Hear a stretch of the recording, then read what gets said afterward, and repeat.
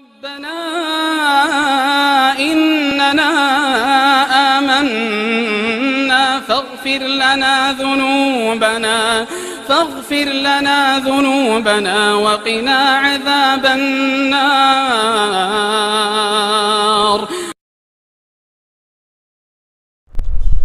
अस्सलामु अलैकुम व रहमतुल्लाहि व बरकातुहू।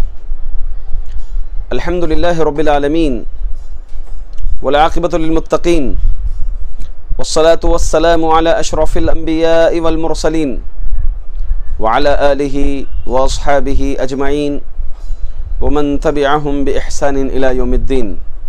अम्मा बाद फ़क़द क़ाल अन्नबिय्यु सल्लल्लाहु अलैहि वसल्लम इन्ना लिल्लाहि व मलाइकतहु युसल्लूना अलल मुतसह्हिरीन।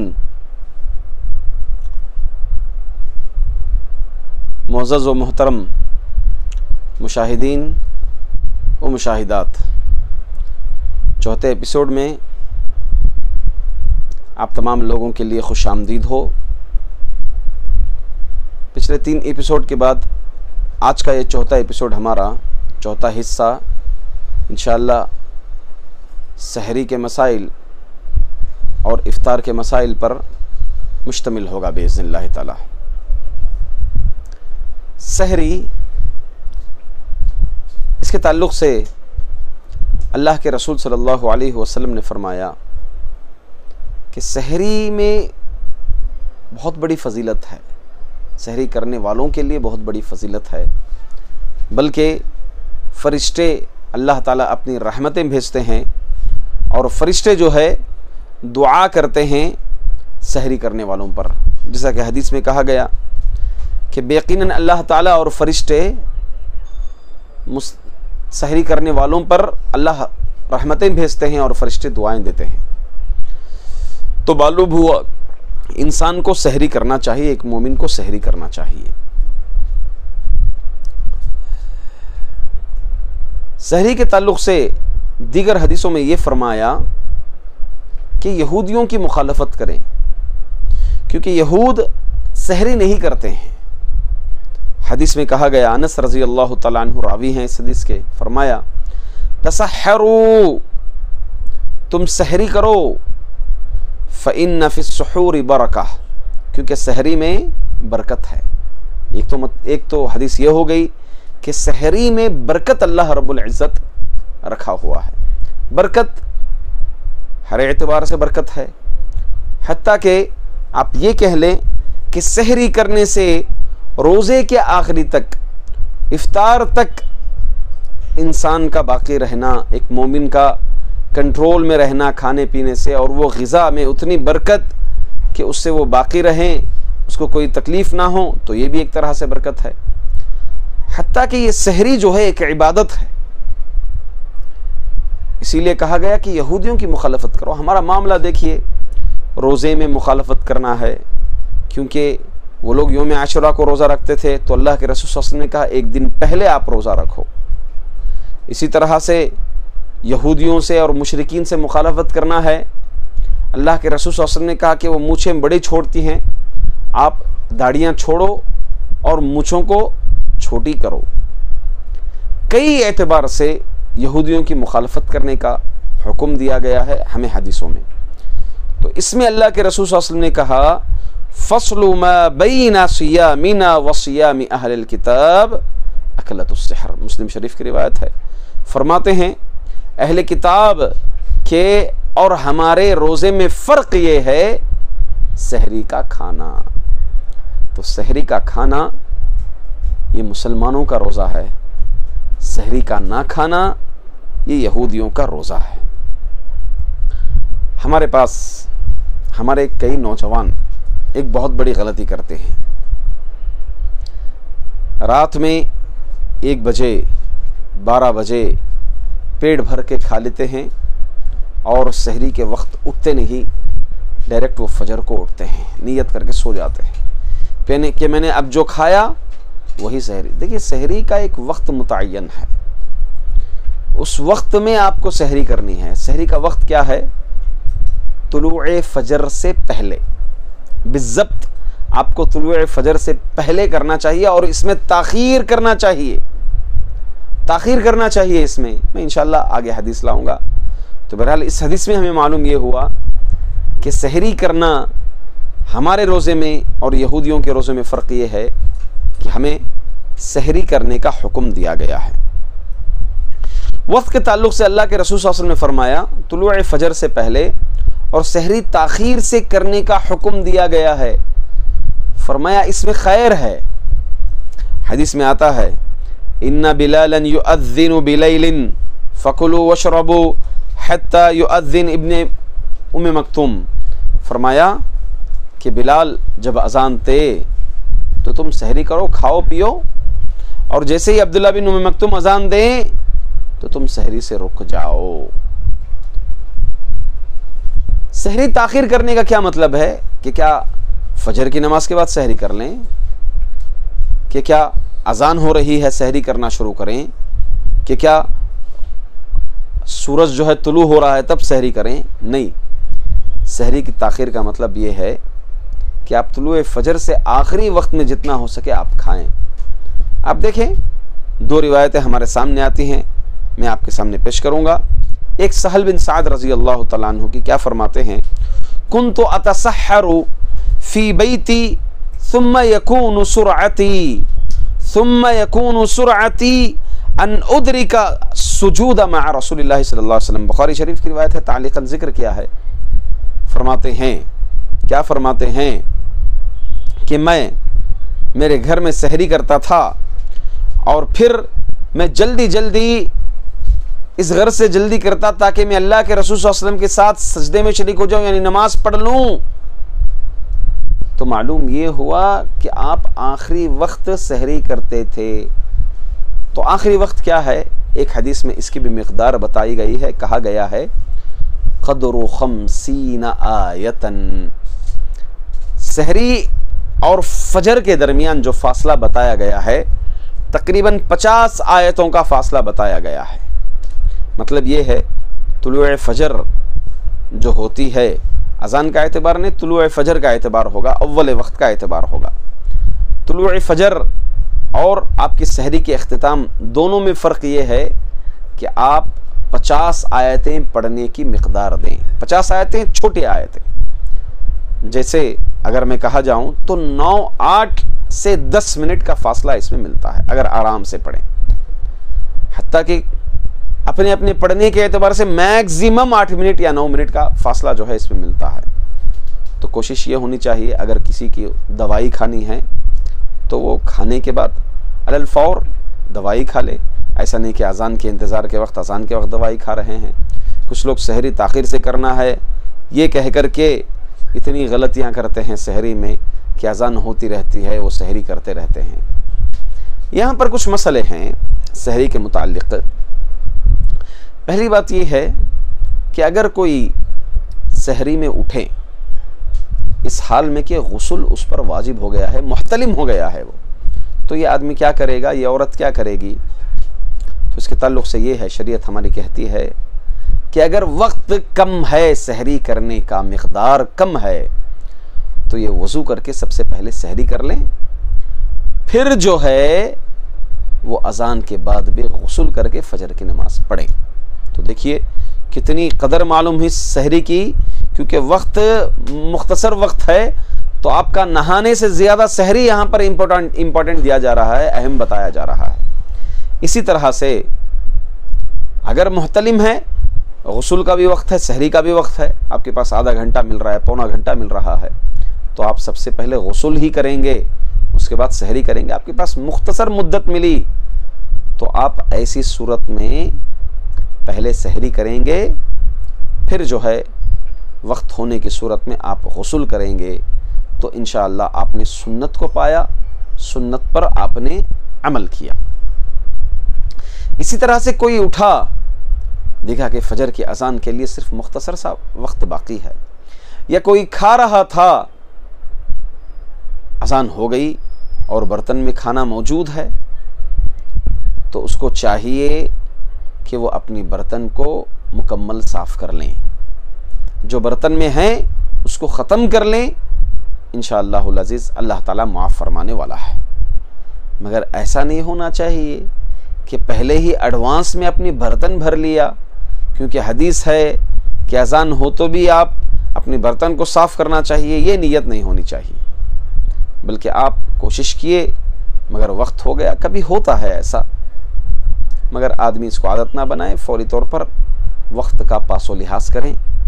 रमज़ान में अपना टाइम टेबल बनाएं, अपना शेड्यूल बनाएं कि मुझे इस रमज़ान में इस वक्त में सहरी करनी है, इस वक्त में मुझे जगना है, 2 रकात नमाज पढ़नी है, दुआ करनी है, सहरी करनी है, फजर के बाद फजर की नमाज पढ़नी है, सुन्नतें पढ़नी है, फजर की नमाज के बाद तिलावत करनी है। ये एक तरतीब बनाएं, तरतीब बना करके इंशाअल्लाहुल अज़ीज़ आप लोग इस रमज़ान को गुजारें। इंशाअल्लाह ये रमज़ान आपके लिए काफ़ी मुफीद रहेगा। इसी तरह से मालूम हुआ कि सहरी और फजर के दरमियान जो वक्त है वो वक्त 50 आयतें पढ़ने का, जिसको हम कहेंगे, बल्कि 6 मिनट भी उलमा इकराम जिक्र किए हैं, 5 मिनट भी जिक्र किए हैं अगर छोटी आयतें हो तो। इसी तरह दूसरा मसला है इफ्तार। इफ्तार के ताल्लुक से रसूल अकरम सल्लल्लाहु अलैहि वसल्लम ने कहा, ला यज़ालुन्नासु बिखैरिन मा अज्जलू अल-फित्रा, लोग बराबर उस वक्त तक खैर में रहेंगे जब तक कि वो इफ्तार में जल्दी करेंगे। बुखारी शरीफ की रिवायत है। इफ्तार में जल्दी करना चाहिए। क्या जल्दी का मतलब ये है कि गुरूब आफ्ताब से पहले आप खा लें, गुरूब आफ्ताब से पहले आप पी लें, वक्त से पहले आप खा लें, वक्त से पहले आप पी लें? नहीं मेरे भाइयों, ये मतलब नहीं है, बल्कि गुरूब आफ्ताब जैसे ही हो जाएं आपको ताख़ीर किए बगैर आपको रोज़ा खोलना है। ये नहीं समझना कि मैं और भूखा रहूँगा तो अल्लाह ताला और खुश होंगे और ज़्यादा सवाब मिलेगा मुझे, नहीं, बल्कि ये सुन्नत की मुखालफत है।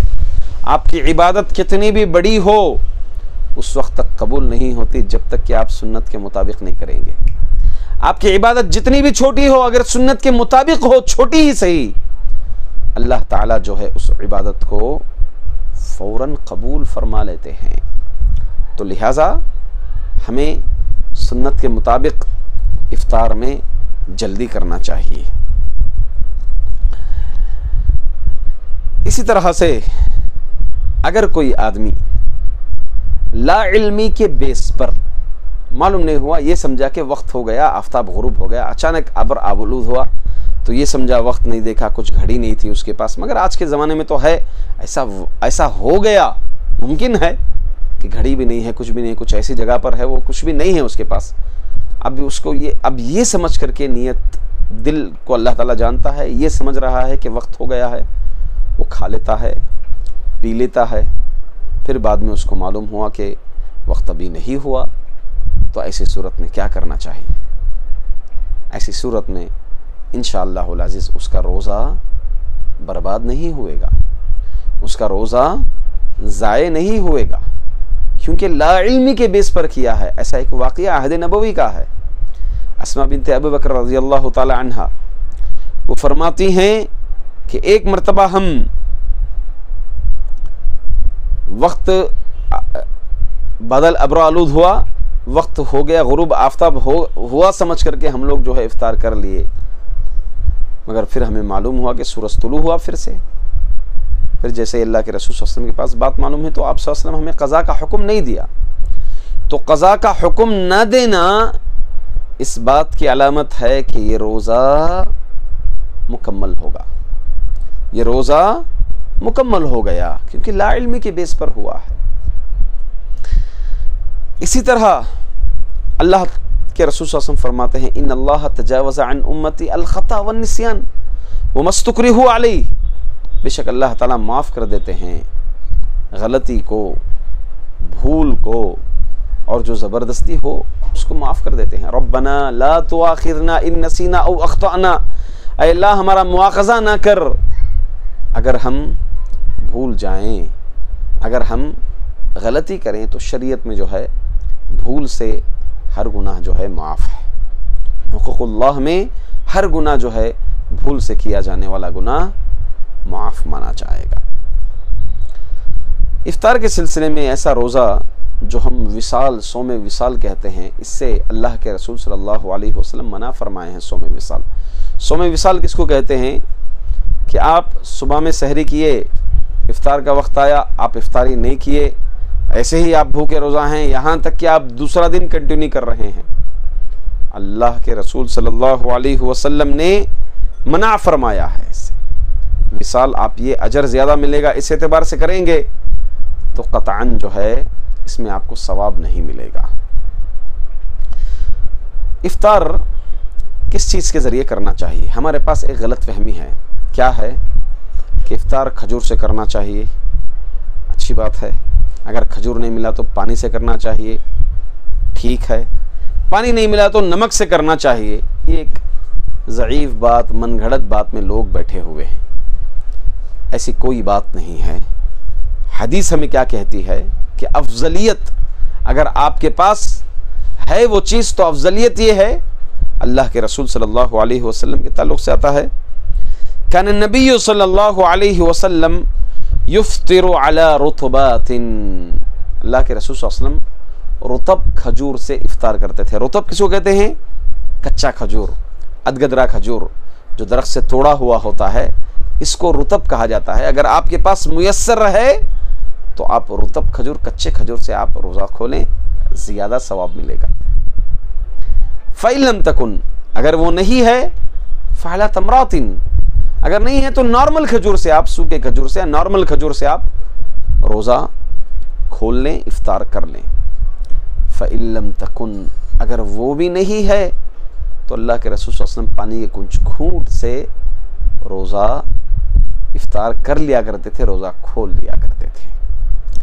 मालूम ये हुआ कि अफजल कच्चा खजूर है, वो ना हो तो नॉर्मल खजूर है, वो ना हो पानी के घूंट काफ़ी हैं, वो भी ना हो तो आपके पास जो है सामने, जो अल्लाह ताला नेमत दिया आपको खाने के लिए, पीने के लिए, उस नेमत के ज़रिए से भी आप रोज़ा खोल सकते हैं, इफ्तार कर सकते हैं। इसी तरह से इफ्तार की दुआ के सिलसिले में हमारे पास कुछ गलतियां हैं। एक दुआ जो हमारे पास मशहूर व मारूफ है, अल्लाहुम्मा इन्नी लका सुमतु व बिका आमनतु व अला रिज़्क़िका अफ़्तरतु फ़तक़ब्बल मिन्नी, मशहूर व मारूफ दुआ जो हमारे हिंदुस्तान और पाकिस्तान में मशहूर हो गई है। ऐसी कोई बात नहीं है।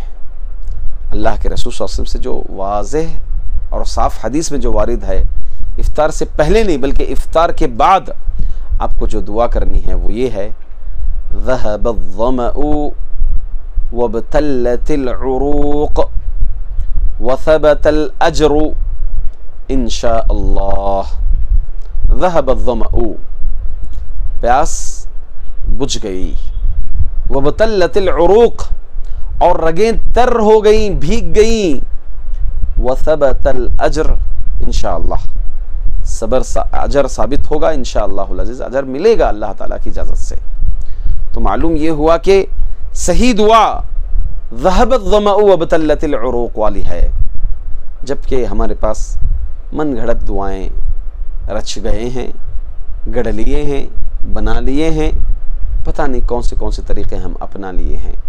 इस सही रिवायत को और सही सुन्नत को हम लोग भूल चुके हैं।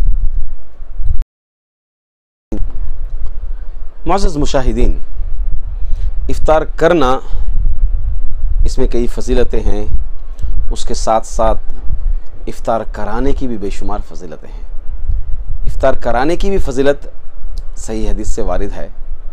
अल्लाह के रसूल सल्लल्लाहु अलैहि वसल्लम फरमाते हैं, मन फत्तरस्साइमीन, जो कोई रोज़ेदारों को इफ्तार कराएगा, मन फत्तरस्साइमन, किसी रोज़ेदार को अगर कोई इफ्तार कराएगा, कअन्न लहू मिस्लु अजरी, तो उसको भी रोज़ेदार के बराबर बदला मिलेगा। वो जितना रोज़ा रखता है बराबर रोज़ेदार के बराबर बदला मिलेगा, कुछ कमी के बग़ैर रोज़ेदार के बराबर उसको बदला मिलेगा। तो हमारी कोशिश हो कि अल्लाह ताला अगर नवाजा है या फिर अपनी इस्तिताअत के मुताबिक, अपनी ताकत के मुताबिक रोज़ेदार को खिलाना चाहिए। उसकी बड़ी फजीलत जो है हदीस में वारिद हुई है। तो ये इफ्तार के कुछ मसाइल मैंने आपके सामने ज़िक्र किए। इसके बाद मुफ्तिरातुस्सौम यानी वो चीज़ें जिससे रोज़ा टूट जाता है। मैं इंशाअल्लाहुल अज़ीज़ मुफ्तिरातुस्सौम आगे के एपिसोड में बयान करूँगा कि किन किन चीज़ों से रोज़ा टूट जाता है और क्या क्या अमल से रोज़ा टूट जाता है। इस एपिसोड में रोज़ा टूटने के शुरूत क्या हैं, यानी चाहे कुछ भी हो, जिन चीज़ों से भी रोज़ा टूटे, मगर ये शुरूत का होना ज़रूरी है। आपको ये शुरूत में बताने जा रहा हूँ। 3 शर्तें हैं रोज़ा टूटने के लिए। शर्तें, पहली शर्त जानबूझ करके किए हों। खा रहे हैं आप, आमदन खाते हों। हम बिस्तरी कर रहे हैं, जानबूझ करके आप कर रहे हैं। पी रहे हैं आप, आमदन पी रहे हो आप। तो पहली शर्त यह है कि जानबूझ करके किए हों। ला इल्मी में अगर हो गया तो उसका मुआखज़ा नहीं होगा, रोज़ा नहीं टूटेगा।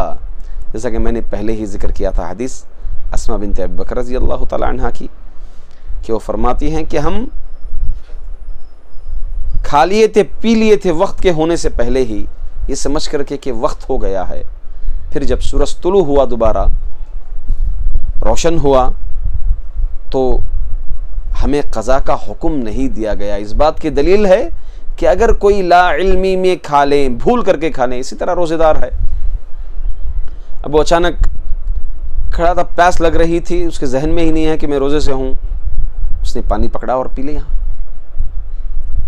तो हदीस में है कि उसको अल्लाह खिलाता है, अल्लाह पिलाते हैं जी। तो ऐसी सूरत में वो जैसे ही याद आ जाए वो अलल फौर स्टॉप कर लें, रोक लें अपने आप को। इसका रोज़ा, ऐसे आदमी का रोज़ा हो जाएगा, क्योंकि उसने ला इल्म में पिया, बगैर इल्म के पी लिया, जहालत में पी लिया, जो कि इंसान की कैपेसिटी, इंसान की ताकत से बाहर है ये चीज़। दूसरी शर्त ये है कि जो चीज़ वो इस्तेमाल कर रहा है वो जानबूझ करके कर रहा है, जानबूझ करके कर रहा है, पूरे इल्म में ये बात ला करके कर रहा है। इसीलिए रब्बना ला तुआखिज़ना इन नसीना औ अख्तअना लैसा अलैकुम जुनाहुन फीमा अख्तअतुम बिही वलाकिन मा तअम्मदत कुलूबुकुम। ला इल्मी जानबूझ करके कर रहा है।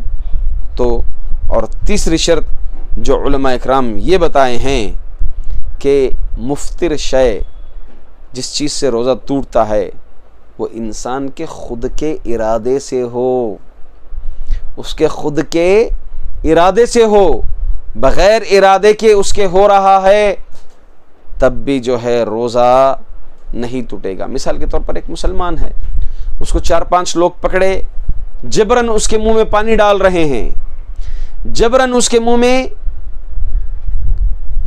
खिला रहे हैं, उसको पिला रहे हैं, तो ऐसी सूरत में उसका रोज़ा नहीं टूटेगा। क्यों नहीं टूटेगा? क्योंकि उसका इरादा ही नहीं है खाने का, उसका इरादा दिल से हुआ ही नहीं उस चीज़ का खाने का, उसको बल्कि ज़बरदस्ती करके खिलाएं, ज़बरदस्ती, इजबार किया जा रहा है, ज़बरदस्ती किया जा रहा है।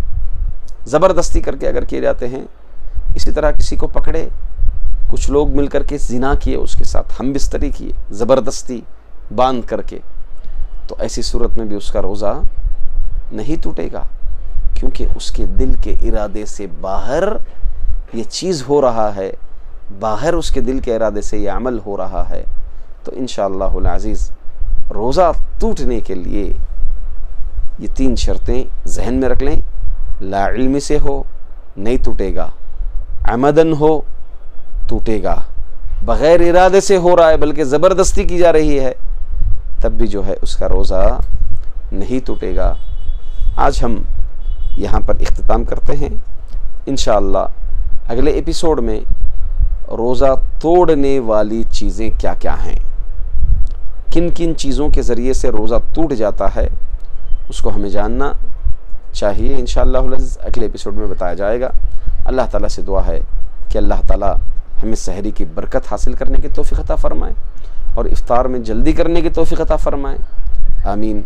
सुब्हानकल्लाहुम्मा व बिहम्दिका अशहदु अल्ला इलाहा इल्ला अंता अस्तगफिरुका व अतूबु इलैक। अस्सलामु अलैकुम।